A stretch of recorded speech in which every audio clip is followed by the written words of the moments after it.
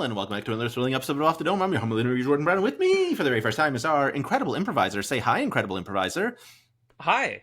It's really exciting. My tooth didn't fall out that time. The last 2 consecutive interviews, it has. I'm getting a bridge put in, and it was supposed to happen yesterday, and the dentist office lost their internet connection, and they couldn't do it. They're like, we can't take x-rays without the internet. I'm like, I feel like people could do that before the internet. Could we just do that? Well, you gotta have your subscription to X-Rayly. You know, it's It really. So anyway, so I still have a false tooth right here-ish that I just want to say may fall out at any moment. When you do have internet connection, though, the ability to access your patient's X-ray records on the cloud is so useful. I would imagine so. Like, let's say you're visiting your in-laws and you're trying to show off to your brother-in-law, and you're just like, hey, I had this lady come in with the most fucked up mouth. Let me show you. You know? Yeah, for sure. I just want to put the bridge in that I paid them money for. Anyway, Sarah, thank you so much. This is so exciting. This is exciting for a bunch of reasons, but the biggest one is you are officially the 69th person I have interviewed who has worked for Dropout in some capacity. Oh my God, I'm so honored. That feels... I mean, I guess by the time you're getting down to 69, you're not going to be dealing with big hitters, but... I've interviewed so few big hitters from Dropout. That's not true. I've seen you interview... I've seen you interview all the top billing people, haven't I? I've never interviewed a single intrepid hero from Dimension 20. I haven't gotten none of the 6. And people on the internet make fun of me about it a lot. But you've interviewed Brennan. I have interviewed Brennan, but he doesn't count as an intrepid hero because he says say hi. Anyway, he's top billing. He is a top billing. You're right. Anyway, so I technically have worked at Dropout. Not in any capacity anyone watching would probably know me from. Disagree, but okay. I mean, look, you've helped build sets for Dropout, which is a very important thing. That's true. I've talked to people who literally have just done paid sponsorships for Dropout. So it goes from Sam Reich to literally hey, will you tell people a new season of D20 is coming on your video series where you eat sandwiches that are made randomly by rolling dice. Shout out to Jake, who makes sandwiches 3 times a week. Yeah, shout out to Jake. Shout out to Jake. What is it? Sandwich table? It's Roll for Sandwich. Roll for Sandwich. Yeah, they were. It's a good series. I met you at Gen Con last year. And yes, I remember that they were also at Gen Con because my friend Amy Vorpal did a live show with them. Yes, at a little local game store. It was very fun. Yeah, you'll be at Gen Con again this year. I will. With Chill Touch, one of my favorite improv experiences I've ever seen. Oh my God, thank you. Can you explain for the folks what makes Chill Touch different than your standard improv show? For sure. So the way we like to talk about it is, so because we've already talked about Dimension 20, y'all listening, you're probably familiar. There's been this whole trend of improvisers playing Dungeons and Dragons. And with Chill Touch, we asked ourselves, what happens if you get a bunch of Dungeons and Dragons players to do improv? We're trying something new. Improv is normally the domain of sort of improv is for cool kids, right? Improv has a ton of cultural cachet. And we asked ourselves, what happens if we finally make, an improv show for nerds? Mm-hmm. The way the show works is our intrepid leader, Ross Bryant, will get a bunch of suggestions from the audience, which then go to fill out 1 or 2 tables of 20 suggestions of a bunch of different kinds. And then it's really more of a short form show, but in order to get the short form suggestions, we don't have a Drew Carey present. So instead we will roll D20s and get suggestions off of our suggestion table. And the team is me, Mary Lou Kolbenschlag, Ross Bryant, and now officially Zach Reno. And the 4 of us all play D&D together for real. That's our home table, plus our friends Clint and Megan. and my girlfriend Willa, and that like because we do so much D&D together, like off camera, um, and we're all genuine nerds, we try to lean really hard into that in this show in particular. So the audience is usually like D&D fans, you know. Yeah. Yeah, it was super fun. Like I said, I've seen a good amount of improv, I would say, and it was like it's such a unique way to capture still obviously like improv, but to be like, oh, and also we're gonna add another weird element to it. Of we're gonna roll dice so that like the combination of suggestions makes even less sense than they normally do, Yes. which is impressive. Yeah, and I should also add one of the things we like doing is like all good improv teams, we enjoy mostly fucking with each other. So part of how the show works is at any point, anyone in the team, or if we have a guest DM at the show, the guest DM can interrupt the scene and say like, "Oh, it sounds like Mary Lou, you're trying to convince Zach's character of something. Let's roll and see how you did." And so it's trying to get more of that D&D flavor where the improvisers, we're having to adapt on the fly to what the dice are telling us about our scenes, or we'll repeat scenes multiple times and say like, what happens if you rolled a 2? What happens if you rolled a 20, you know? Yeah.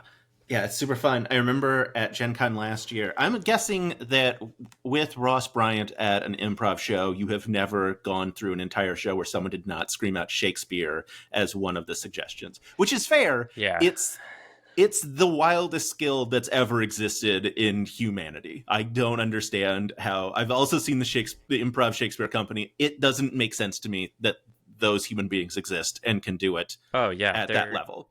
they're all crazy. They're all But fucking geniuses. yeah, but at one point, Ross was convincing, I don't remember, I think it was Mary Lou, to murder her husband, the king. And I believe you called and you're like, Ross, it sounds like you're trying to persuade her. Let's roll for it. And you rolled like a 2. And Ross immediately just flipped from like this beautiful, eloquent thing to, come on. Just like, Yeah. just like an immediate turn. And it's such a, all of it's so fun. It also, at least at Gen Con, had the very weird experience of improv in the the brightest room imaginable for like 200 people, which is, Yeah. I would say, a unique improv experience. It was like 400 people. Was it? And Yeah. I've been doing improv for 9 years, and that's far and away the most people I've ever performed for.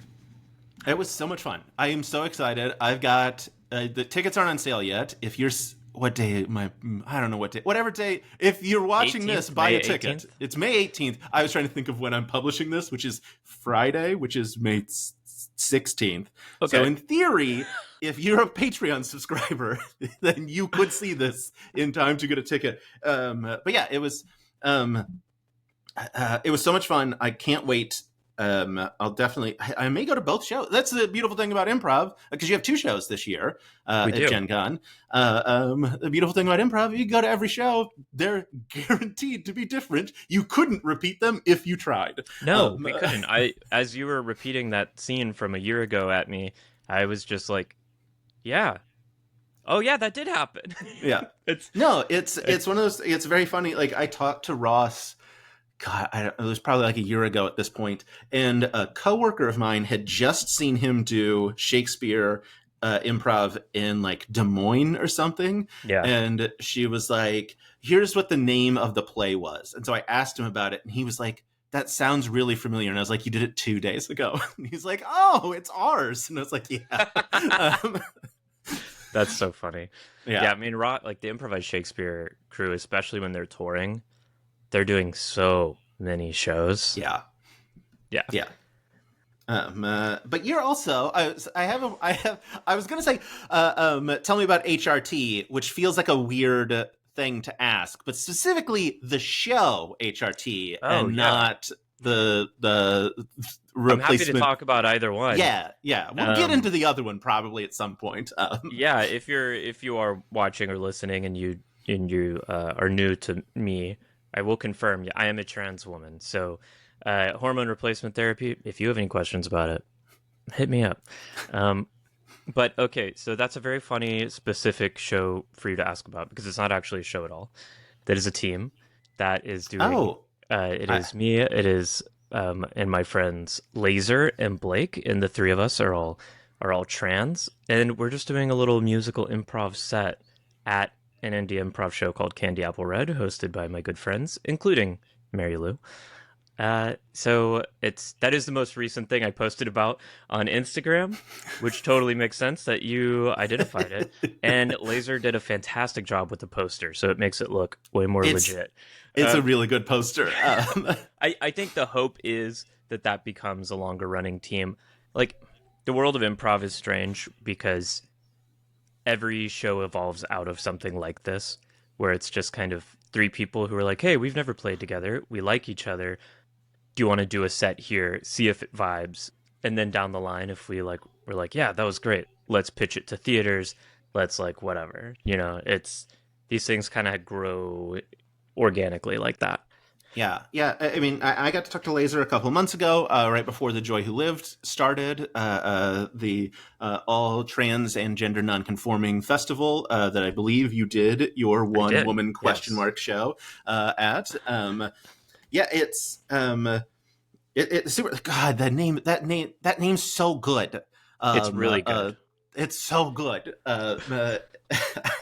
I think I have a T-shirt. I don't remember which I bought. I got the T-shirt. Like I bought like back to Kickstarter level. That was like a T-shirt level, and it's Hmm. either the Joy Who Lived T-shirt or a wizard turning an unnamed author into a frog. And I Hmm. don't remember which T-shirt I chose in the end because they were Yeah. both really fun. Yeah. Both are great. Yeah. Um, Yeah. Now, I'm yeah. glad you talked to Laser about that.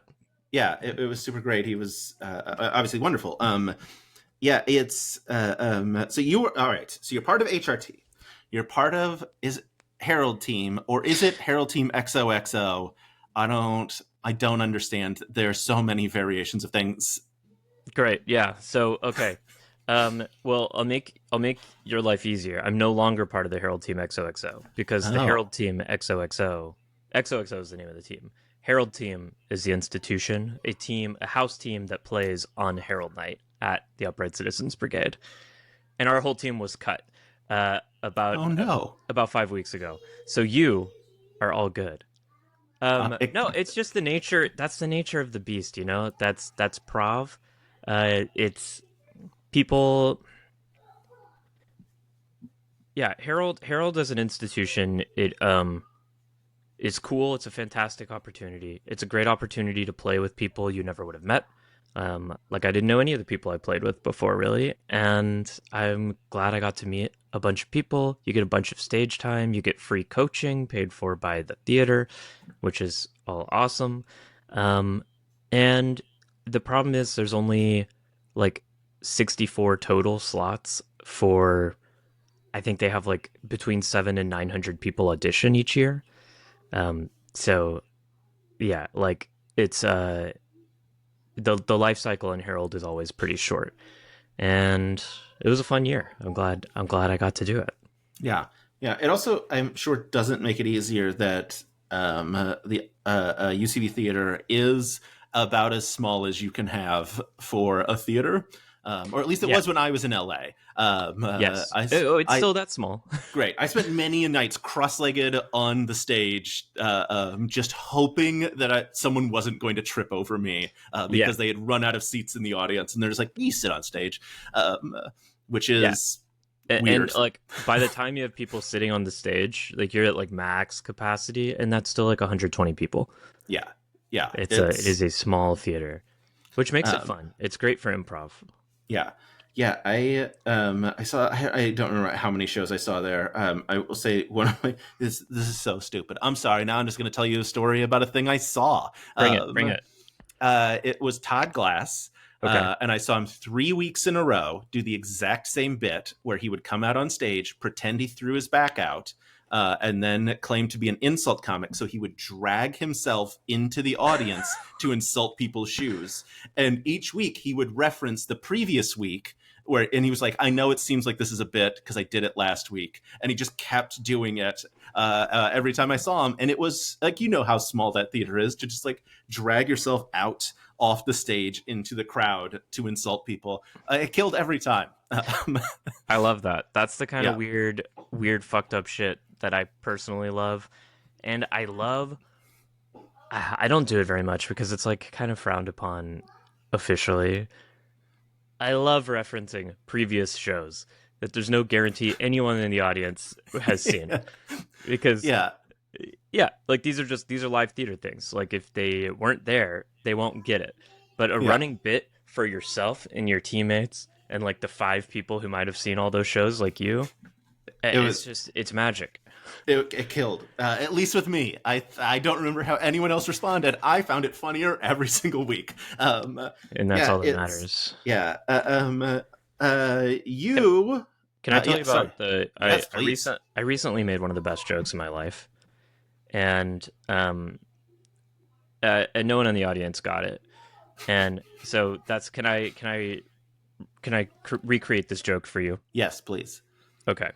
It's an improv scene. So describing improv is like describing a dream. It doesn't make sense. But we were at a good, the bad, and the ugly medical office, and I was, yeah, I was one of three women from a local Wild West brothel who'd come in to ask the doctor about their STIs. And when it was my turn, I said, "Doctor, and I'm worried I've got chlamydia of the throat because I've been enjoying too much Listasi del Oral." Do you I get the joke? No, I do not. Yeah. Okay, it's the best joke I've ever made. It's actually a perfect joke. Um, and here's unfortunately why no one gets it. It requires it requires that you know that one of the best tracks on the soundtrack of The Good and the Bad and the Ugly and the score is called L'Estasi dell'Oro. Incredible. Because yeah, the ecstasy of gold. Yeah. And if you don't know that, then the joke makes no sense.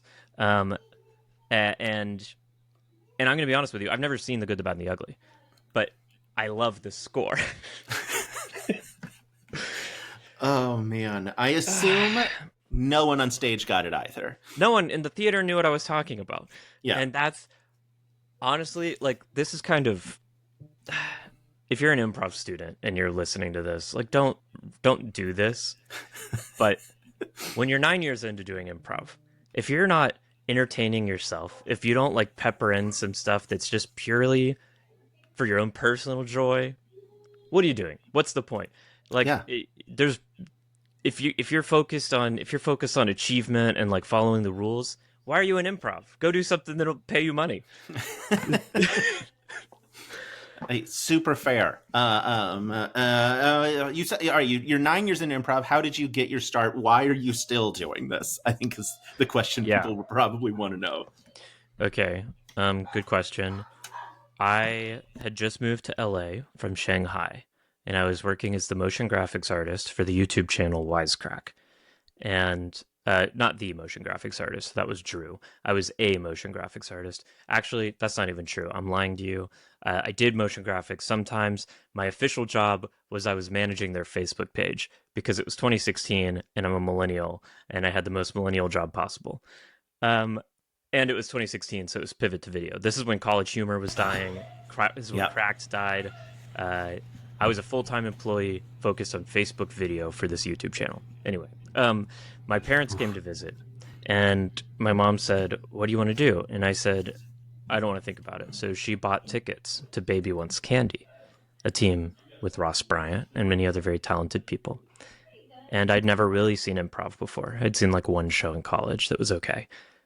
And they did a show called Tree Academy, which I've also asked Ross Bryant about, and he has no memory of course. Um, and it blew my mind. I watched it and I was like, I didn't know this existed. I didn't know you could just, there's people out here just like making up musicals and having Baby Wants Candy is a musical improv team. And I, it blew my mind. Like I realized in that moment, like this is what I want to be doing. Um, and so I signed up for classes right away. And I was very lucky and had super supportive parents who also have the financial wherewithal to help pay for me to take those classes. And so I just like took as many as I could that year. And why I'm still doing it, it's it's just it's like a drug. It's being on stage, improvising. It's it's a really unique kind of high that I know not everybody feels, but if you're the kind of person who does feel it, it's like the most addictive thing in the world. And for me, I, I don't think this is generally true of improvisers, but at least in my case, like I'm a chronic perfectionist and as a result, a chronic procrastinator. And in improv, you're just on stage looking at the audience, so there's no time for that. You can't second guess yourself. You can't like go back and edit the thing you said 70 times. You just have to move forward. And so it unlocked an ability to create for me that I felt like I'd been like banging my head against a wall trying to get myself to write stuff for years, and all of a sudden I was creative in a way I never like had felt before. And I just never want to stop doing that. That's super fair. I mean, look, I've talked to a lot of improvisers on here, and almost always without fail, they're like, "Yeah, if I could just do this for the rest of my life, I would be happy to do this." Like, Yeah.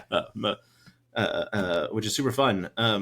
I mentioned before we started recording that I post like, hey, on my Patreon when I'm like going to do an interview, like, does anyone have any questions I would ask? And this, I don't. I told you I was like, I don't typically give credit to people for it, but Luke O'Brien wanted to know Shout out, Luke. after your incredible breakdown. This is a direct quote. After your incredible breakdown of Rand as trans allegory, are there any other fantasy stories you see your life experience mapped onto?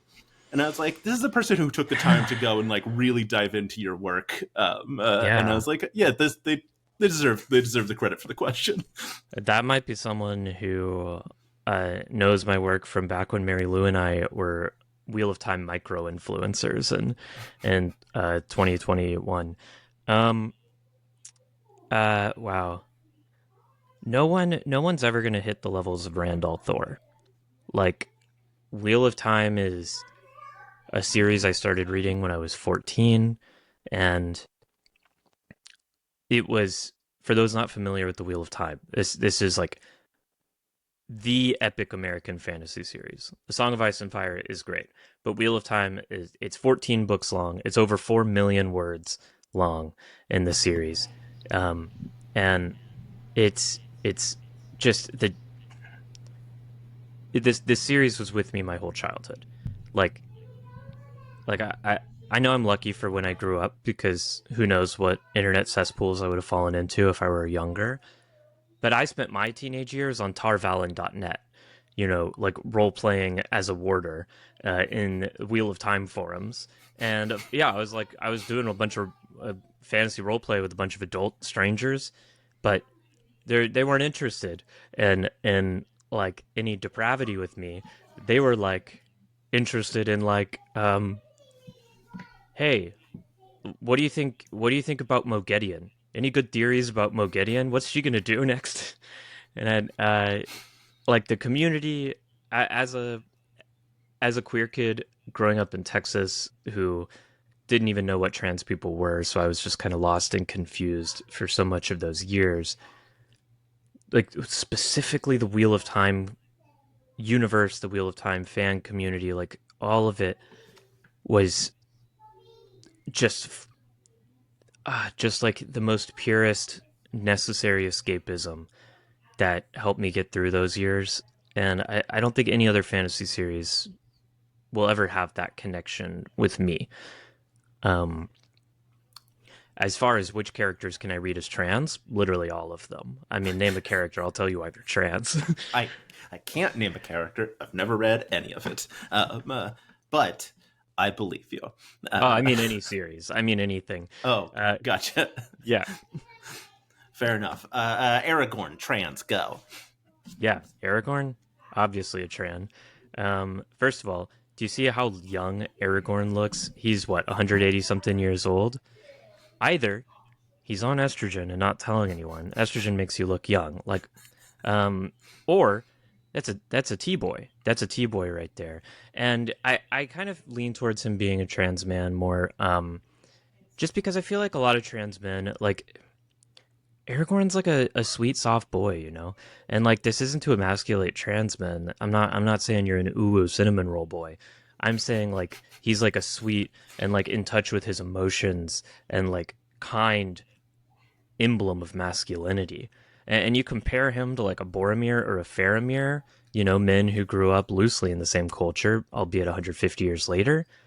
I think it's clear that Aragorn has a bit more experience with the feminine, or at least with the oppression put on the feminine, than those guys did.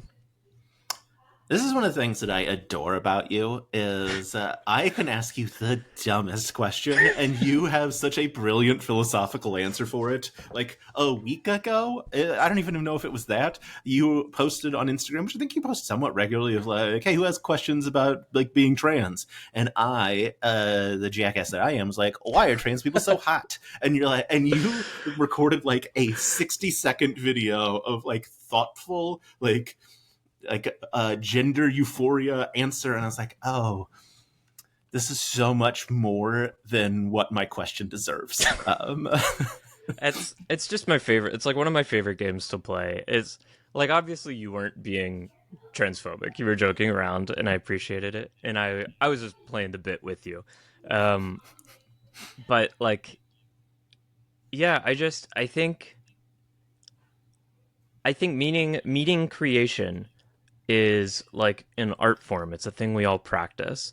And I think like just a great way to practice that is to take any question super seriously and try to give your best answer. Like I studied philosophy in college, and it's one thing you're taught in academic philosophy is like the goal is like communication and truth in philosophy. It's not winning like it is in law, for example. I went to law school also, and then I dropped out because I hated it.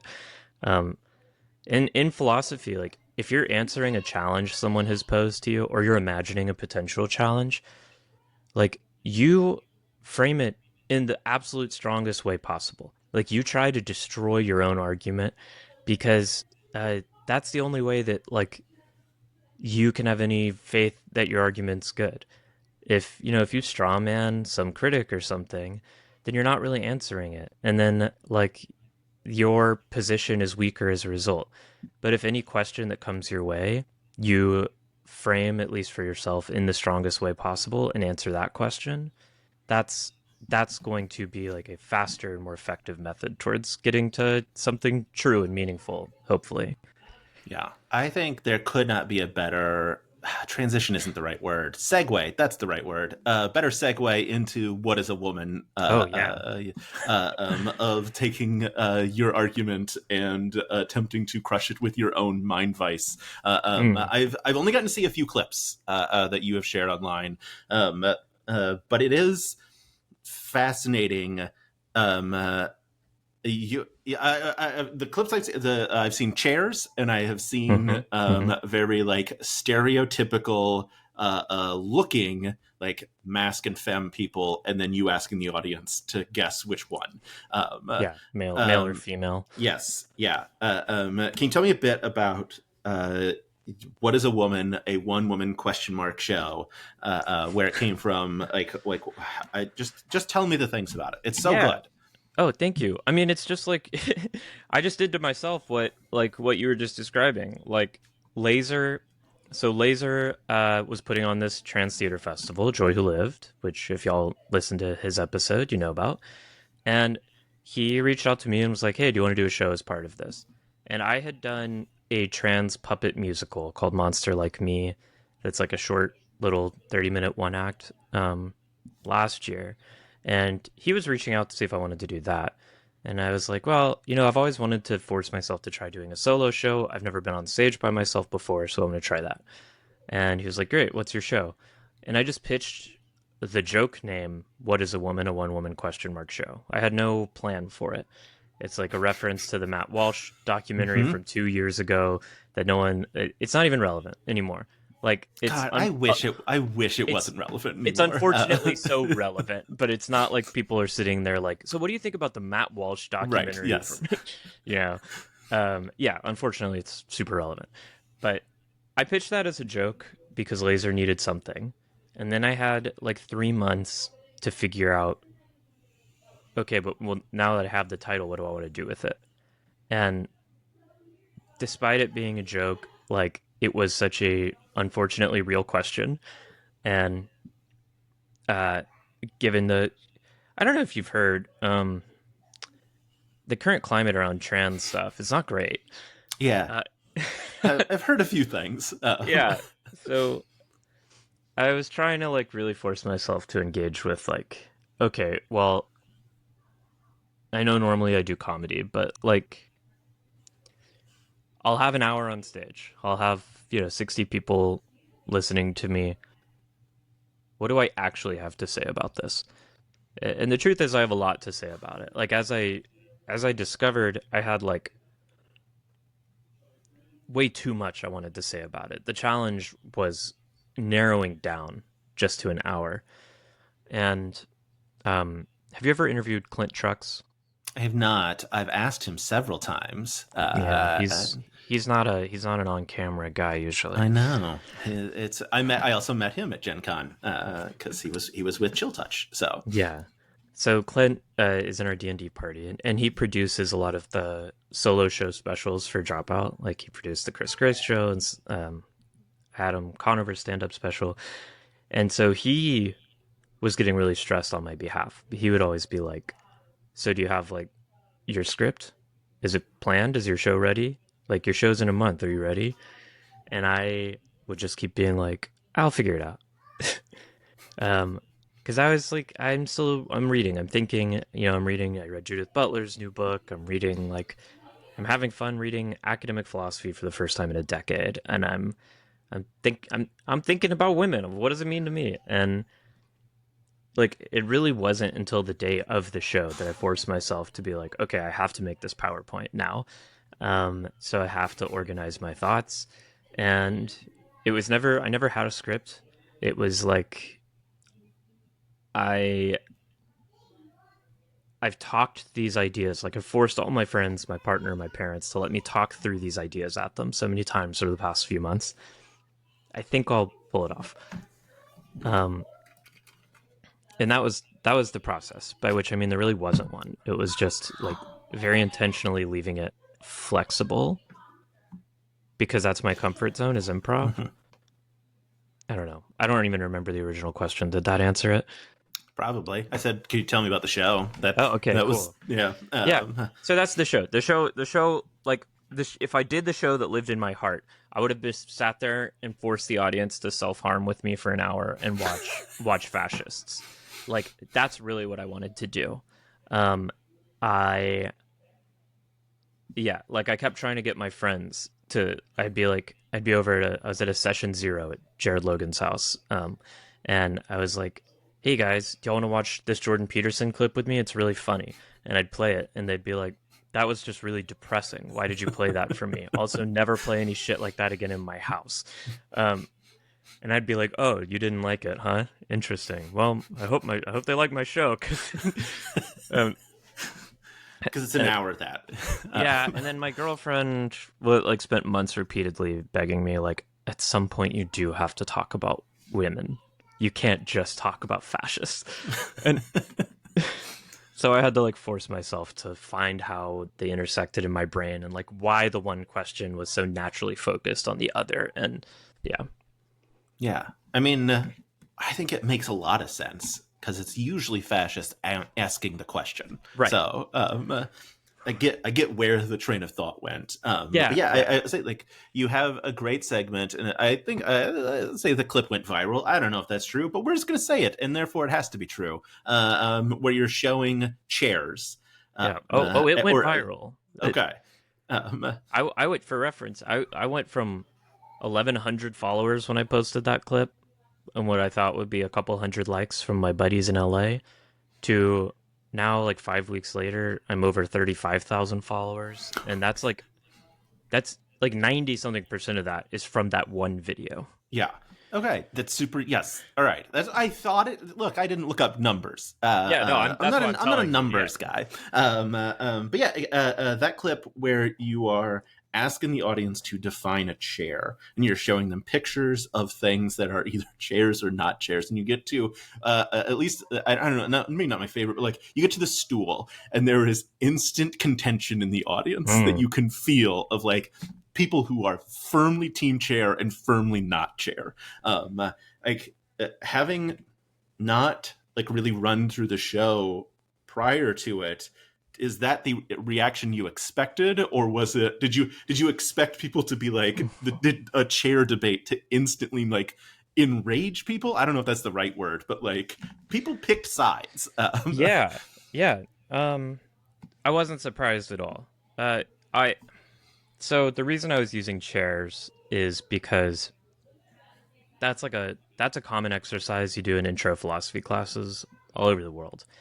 Um, the challenge to a young student to like try to come up with a definition of a chair that includes everything that is a chair and excludes everything that isn't a chair. That's usually how it's framed. It's Mhm. not like the picture game that I was playing, but that's what I was harkening back to. And yeah, that's always just like a wild debate. Uh, and I, as a test, I'd done some stories on my Instagram for, at the time, just my friends, um, where I was posting these same pictures I used and just asking polls of like chair or not chair to see, like, okay, is this a diverse enough mix that people will give me different answers? And based on that, I was like, okay, good. There's at least some contentious ones here. So I wasn't surprised at the level of contention. I was surprised how much fun people had. Like, I, yeah, wait, going into that show,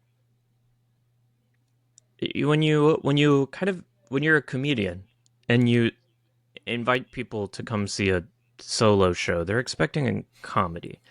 Like, and there's some leeway where it's like that comedy. Like Clint was always asking me, like, well, at what point does it become like the super vulnerable, like tragic turn in the one person show? Like that's part of the genre too. So people expect vulnerability, but I don't think people walking in expected it to just be like a class. Um, so I wasn't sure. Like I was worried people would be really bored, and people were so much more invested than I like even hoped they would be. So that's what caught me off guard, um, which was great. Yeah, Yeah, that's very fun. I definitely remember voting in some chair or not chair yeah, you polls, definitely did. Yeah, and being, I think, instantly being like, why? How could like seeing like a number pop up and be like, how could that many people be wrong about this? Clearly I chair mean, or clearly not chair. what do you think? Is a stool a chair? No, it's not, and I don't know why, and I can't tell you. Yeah, I agree. I would Yeah. never call a stool a chair, but if I said to someone like, "Hey, pull up a chair," and they pulled up a stool and sat on it, then I wouldn't be like, "What the fuck are you doing, you idiot?" Yeah. You know? Yeah, it's God, I saw this somewhere because Vic Michaelis did that presentation that vegetables aren't real on Smarty Pants, Hmm. and it led me down to this horrible rabbit hole of like the color purple isn't real, and there was some other weird thing that either fish aren't real or everything is fish. Like you can't make a definition that excludes something, but like include like it Yeah, becomes this very weird nightmarish world, and I'm like, I hate this so much. yeah. I mean, it's just the problem with definitions. Yeah, yeah. Oh God, are you ready to go? Are you ready to go toe to toe with Matt Walsh when he does his inevitable sequel to his documentary, so that he can remain relevant in a world that hates him? I don't I ever wish want more to. people hated him, but you don't ever want to meet him. Just punish yourself with his videos. I don't know. Like Matt Walsh seems like the natural person right now, but for me, it's always been Ben Shapiro. That's Like fair. that's I have a friend, my friend Wendy, who I went to high school with and lives out here, and they make they're a film person, and um, I've been trying to convince them to make a short film with me that is just like about me trying to debate Ben Shapiro as like a quasi mockumentary, but also like if I found out any path I could take to genuinely debate Ben Shapiro, like I would take it. Um, yeah, Matt Walsh just doesn't look fun. Like Matt Walsh is a little bit too like in the scale of like the Sart scale of like why not to debate an anti-Semite. Are you familiar with that quote thing? I am vaguely. I know what you're talking about, but my brain cannot like pull the whole Yeah. thing. So Yeah. Sartre has a long essay he wrote where it's like, I mean, he's writing in the 40s, so anti-Semite for him means Nazi, uh, not just like, not just, I don't know, whatever you listener think it means. It's not that. He's talking about Nazis. And he's saying like, there's no point in having an argument with Nazis because Nazis don't care about the truth. They are allowed to play with words because they don't care about the truth, and you are not because you do. And so like you'll never be able to catch them on a contradiction or pin them down on anything because they don't care. Like that doesn't matter to them. Mm-hmm. Matt Walsh is like so far on that end of the spectrum that it doesn't even sound fun to try to talk to him. Whereas Ben Shapiro, I think, still has somewhere in his brain this idea that like he is the smartest, most rationalist boy, and he seems more fun to debate. Yeah. Oh man. Look, did Ben Shapiro make the documentary, quasi documentary that was like fellas playing basketball? Is that his or was that Matt Walsh? Or oh, I see. You're talking about Lady Ballers? Is that what it's called? Yeah. I don't. Yeah. Well, the fun backstory of Lady Ballers, which was both, it was a Daily Wire production, is that they wanted it to be a documentary. Yes, I know that. Yeah. Yeah. And then they couldn't do it. They couldn't. As it So they turns just out. made a straight up fiction movie. It's Yeah. not even a mockumentary. It's just a comedy. Mm. All right. I've only seen the part where they're like, we were gonna make a documentary, and then I usually flip past whatever video it is because I'm like, I Which is wish so fair you of didn't you. exist. Yeah. Yeah. Oh my goodness. Okay. Oh, I did have a question for you. That is just the dumbest question. What was it like representing OJ Simpson and Phil Spector? Do you have any idea what I'm talking about? No, I don't. There is a Sara Caplan who represented O.J. Simpson and Phil Oh, Spector. So nice. when you Google Sara Caplan, she also comes up. Okay, And Kaplan with a C. Kaplan with a C. All right. Hell yeah. And I saw it and I was like, God, what a wild, like on her website is like, here are people I've defended. And I'm like, well, Hmm. why would you choose? I get it, but like, you chose these two as your like go to like no in Yeah. the 90s. This is what I was up to. Yep. She won. Yeah, I guess that I is got. true.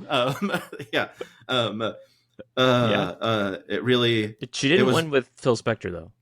No, I think he went to jail for murder. Yeah, he did. But So I don't know if I'd advertise that one. yeah, just baffling to me. Yeah. Yeah, I guess if that was me, I've just repressed that memory. Yeah, Or maybe it's like a Jekyll and Hyde situation. super fair. Yeah, Except they well, keep the same name. yeah. It's the rose that like separates you from Hmm. the gotta be bad person just based on who you're defending and choosing to Yeah. talk about. I mean, lawyer is automatically going to get like that's automatically a red flag. Like lawyers are starting in bad person territory for me, and they have to prove that they're not Mhm. because their whole job is to be a like a truth distorting mercenary for the highest bidder. And I know some great people who are lawyers, but they're public defenders and they work for the ACLU or they're like public eviction attorneys. But if you just work for a law firm, like, no offense to my various cousins who do, but like, you're starting in negative territory. Yeah, that's fair. Well, speaking of cousins, and I'm just assuming that means they're in Texas. What's your favorite kolache flavor? This was actually how I was going to Ooh. start the interview, and then I got distracted by it being the 69th interview, and then we just fell Yeah. down a rabbit hole. Are we talking Kolache Factory, or are we talking like Hrushkas? Either one. Okay, because I feel like they're different food items. That's Um, fair.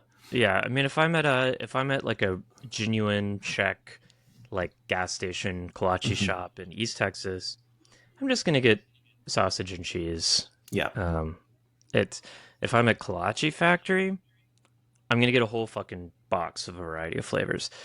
But if I could only have one, wow, I guess in the end it was pointless to distinguish because I'm still gonna go with sausage and cheese. that's fair. That's just the essential kolache Yeah, it's in very my good. mind. Yeah. Yeah. How about you? I mean, I think I'm right there with you. I'm recently lactose intolerant, 2020 lactose Mm, intolerant. hmm. So like a lot of the like fruit ones also have cream cheese, which just means I have to like take pills. Like Yeah. it can't be like a spur of the moment thing, and I want a spur of the moment bite of anything. So Yeah. I mean, the um, bad news for you, unfortunately, Jordan, is all kolaches have milk in them because the kolache dough is an enriched milk dough. but some of them don't bother my tummy. Some of them That's do. so I don't fair. know. I don't Yeah. know how. I don't know how I've been lactose lactose works. intolerant my whole life.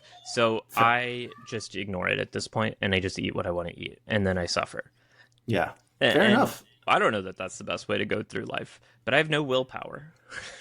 Yeah, it's such a bummer. Like, cause, like I just like we'll get pizza or whatever, and we'll have leftover pizza, and I'm like, I just want a bite of this cold pizza. I don't want to like have to go like digging through to find a pill so that I can take so that I can like eat a one bite of pizza. Yeah. Um, I was driving home but last night and I was really craving a Jack in the Box Oreo milkshake. mm, And I didn't get it because like milkshakes are the one thing that I can't do. Like ice cream and milkshakes and milk I don't yeah, do. Like those will fuck me up. But God, I wanted it. Jack in the yeah, I Box corporate. I know you listen to this podcast. for sure. Non-dairy milkshakes. It's Yeah, 2025. You're in LA, okay? yeah. I've also learned so much about like which cheeses have sugar and like if it doesn't have sugar in it, like it's lactose free basically. And it's I just like it's a thing that prior to 2020, like I never thought about. And then Yeah. obviously I spent a lot of time thinking about what's going to demolish me. And I'm like, oh, it turns out most cheddar's good to go. Like what a Yeah. weird thing. Um, I think the but general rule is like the harder the cheese, the less yeah, lactose, right? yeah. So Yeah. Manchego, you're golden. Yep. You're It's more of like a off white, but you're good to go. it's very good. All right. If folks out there, let's say folks are in LA and they Hmm. really wanted to, like, I don't know, take like an improv class with you, is that a thing that they could do? Oh man, sometimes it depends. Um, Here's what I'll say: if you're in LA, I will coach your improv team. Well, there you go. And if you're in LA and you're brand new to improv and you're trans or queer, message me because if I hit a critical mass, which only needs to be like 8 to 10 people, I would love to run a like all trans, all queer improv class on my own. Um, I don't teach at any of the official theaters, and I had a musical improv workshop that I taught for all of last year that I have since shut down. The reality is that the LA economy is bad right now. I guess the entire everyone's economy is bad, but Yeah. the like the entertainment industry never really recovered from the strikes, and it's I it, I think like UCB for instance, like official improv classes seem to be crushing it. Schools crushing it. Um, People don't have a ton of disposable income right now, and I'm mostly saying this purely as cope because I also have a bunch of friends who teach independent improv workshops who are also crushing it, but I wasn't. So I canceled mine. But if you want me to teach you, I will. I love teaching improv. It's like my favorite thing to do in the world. Yeah. Amazing. All right. If a trans or queer person, or was it trans and queer? I didn't catch No, the no, no. modifier in the middle. Trans or like I'm Trans not or got gonna it. if you feel like you should be in a queer improv class, I'm not going to question you on that. Okay. Where can they find you to send you that message to let you know they're in? Yes, please. You can DM me on Instagram at Sara Rose Caplan. That's the best place to reach me. Absolutely amazing. I think is that. Do you have any other shows coming up that I have missed that have escaped my Ooh. thoughts? Well, if you're in LA, this is a new announcement. So, breaking news here uh, Yes. on the pod. I'm going to be doing a monthly show at the Elysian Vault, which is like Elysian's little black box theater, called Symposium. It's going to be, if you've seen those clips from my What is a Woman show, where it's very like TED Talk lecture style, it's going to be that style, but it's going to be new subject matter every month.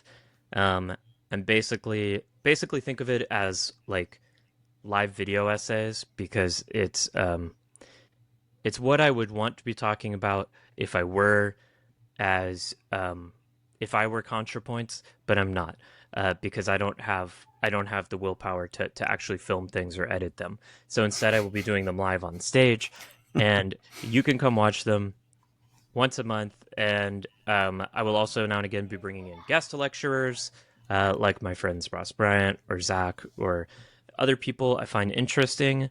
Um, and what I would say sets this apart from a show like Smarty Pants, which is a very fun, funny show, is what I want to do is give like people I know in the world of comedy or associated with it, who I also know are just like really smart and have a lot of interesting things to talk about. Like Ross is such a perfect example of like I want them to have a chance to come give a serious talk about something that will inevitably be funny because he's a Mhm. comedian. But so the focus will be on the learning. It's like an actual symposium series. So if you enjoy learning, if you want to see TED Talks, come to this show series once a month at the Elysian. You can also Chill Touch is back at UCB on May 31st. There's going to be live and live stream tickets, and also fun big announcement. Our first Chill Touch show at Gen Con, which is the Friday, August 2nd at Mhm. 11 a.m. Indianapolis time, we will be performing on the official Gen Con festival streaming stage. So you'll be able to Ooh, get live stream tickets to that show as well, even if you're not able to make it to the con. that's all of those things so amazing. Oh man, wait. You said May 31st? May 31st is Chill Touch Oh, live at Upright Citizens Brigade. oh my goodness, I'm going to be in town. I have to come. Really? You should Yeah, come. I'm coming to Battle at the Bowl for the Dimension 20 show Oh, at the Hollywood amazing. Bowl. So Well, yes, if you go to that show, you'll see me there as well for sure. amazing. Um, Hell yeah. Amazing. Sarah, thank you so much. This is such a delight. I'm glad you posted a video where you're like, I'll come on your podcast. And I was like, great, me. Jordan, thank you so much. My I just like talking to people. Yeah, Uh, so thank you for having me on and chatting with me. yeah, this was fantastic. I don't know how to end an interview, so I'm just going to hit stop recording. Okay.